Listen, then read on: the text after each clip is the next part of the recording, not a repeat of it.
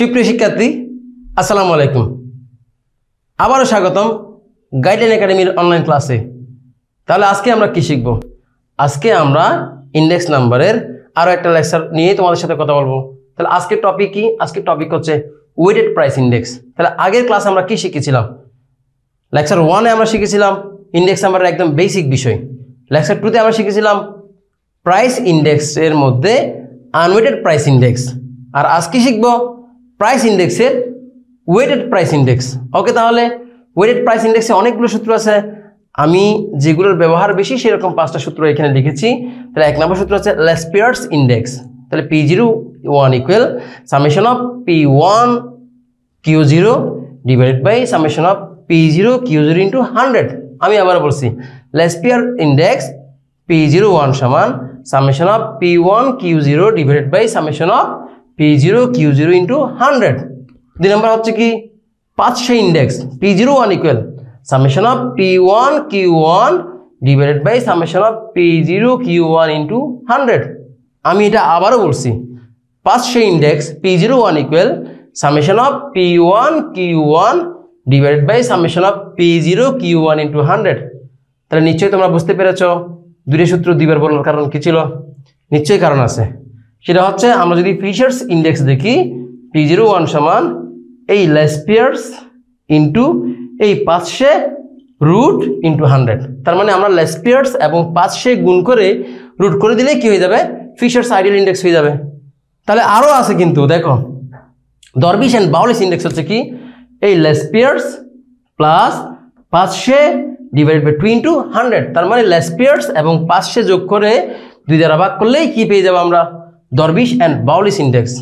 আরও আছে কিন্তু martial Edgeworth index P01 equal তাহলে লেসপিয়ার্সের উপরের অংশ যোগ 500 উপরের অংশ, নিচে হচ্ছে কি লেসপিয়ার্সের নিচের অংশ যোগ 500 নিচের অংশ।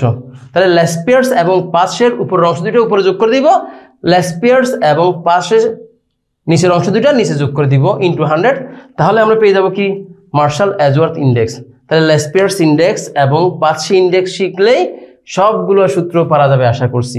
তাহলে দেখা যাক এরপরে P1 সমান আমরা আগেও শিখে আসছিলাম, তারপরে আবারও রিপিট করছি P1 সমান price of new or current year, আর P0 সমান কি price of old or base year, আর Q1 সমান কি quantity of new or current year, আর Q0 সমান quantity of old or base ইয়ার।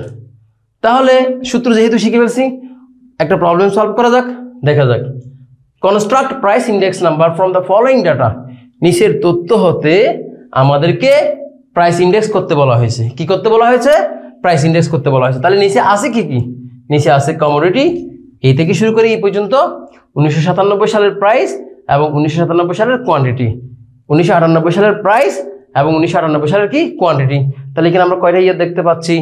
2টা ইয়ার দেখতে পাচ্ছি। তাহলে এটা হচ্ছে বেস ইয়ার, এটা হচ্ছে কি কারেন্ট ইয়ার। তাহলে বেস ইয়ারের প্রাইস মানে P0 আর বেস ইয়ারের কোয়ান্টিটি মানে Q0, আর কারেন্ট ইয়ারের প্রাইস মানে P1, কারেন্ট ইয়ারের কোয়ান্টিটি মানে Q1। তাহলে ওরা তো আমাদেরকে প্রাইস ইন্ডেক্স করতে বলছে, ঠিক আছে, কিন্তু কোন প্রাইস ইন্ডেক্স? দেখা যাক রিকোয়ারমেন্টগুলো। Requirements Laspeyres index, 500 index, Marshall Edgeworth index, Fisher's ideal index, Drobisch and Bowley's index. তাহলে একটু আগে আমরা যে 5টা সূত্র শিখেছিলাম সেই 5টা সূত্রই আমাদেরকে সলভ করতে বলা হচ্ছে। তাহলে দেখা যাক solution. Calculation of different price index number. তাহলে কমোডিটি লিখলাম 1997 সালের প্রাইস মানে P0, 1997 সালের কোয়ান্টিটি মানে Q0, 1998 সালের প্রাইস মানে P1, 1998 সালের কোয়ান্টিটি মানে Q1। তাহলে আমাদের কাছে আছে P0 Q0 P1 Q1।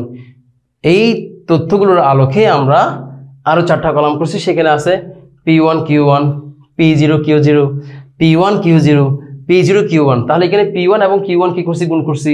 আর ওখানে P0 Q0 গুণ করছি, ওখানে গিয়ে P1 এর সাথে Q0 গুণ করছি, এরপরের কলামে P0 এর সাথে Q1 গুণ করছি। এখন আমরা যদি যোগ করি তাহলে সবগুলোর সমষ্টি কিন্তু দেওয়া আছে। P1 Q1 কত?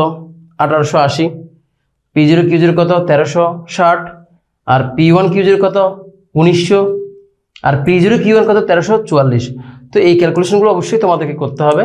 যেহেতু এগুলো অনলাইন ক্লাস, আসলে এখানে এত সময় ধরে তোমাদের মনে হয় না পড়ানো যাবে, তোমরা এতক্ষণ ধৈর্য ধরে থাকতে পারবা, ঠিক আছে?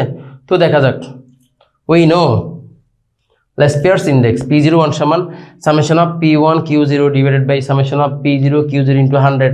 তাহলে P1 Q0 এর মান আমাদের 1900 ছিল বের করা, P0 Q0 এর মান কত ছিল 1360 into 100, ক্যালকুলেশন করলে কত আসবে 139.71। এখন 500 ইন্ডেক্সের সূত্র হচ্ছে summation of P1 Q1 divided by summation of P0 Q1 into 100।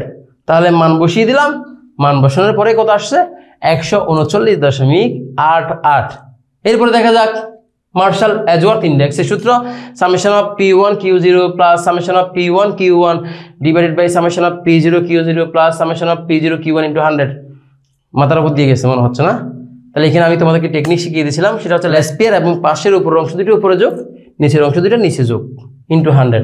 এখন মান বসিয়ে দিলে আনসার কত আসবে 139.79। এরপরে ফিশার্স আইডিয়াল ইন্ডেক্স P01 সমান, তাহলে সূত্রটা কি বলার দরকার আছে? আশা করি বলতে হবে না, কারণ আমি তোমাদেরকে বলেছিলাম লেসপিয়ার এবং 500 গুণ করে একটা রুট দিলেই হবে। তাহলে ক্যালকুলেশন করলে কত আসবে 139.79। এখন দেখা যাক দরবিশ অ্যান্ড বাউলিশ ইন্ডেক্স। তাহলে দরবিশ এবং বাউলিশ ইন্ডেক্সও আশা করি বলতে হবে না, কারণ এখানে তোমাদেরকে যে কথাটা বলা হয়েছিল সেটা হচ্ছে ঠিক এরকম, লেসপিয়ার্স এবং 500 যোগ করে 2 দ্বারা ভাগ করলেই পেয়ে যাবো হচ্ছে কি দরবিশ অ্যান্ড বাউলিশ। তাহলে ক্যালকুলেশন করলে আমরা আনসার পাবো কত 139.79। আশা করি তোমরা বুঝতে পেরেছো। তারপরে না বুঝলে তোমরা অবশ্যই কমেন্ট সেকশনে আমাকে জানাবা। ধন্যবাদ।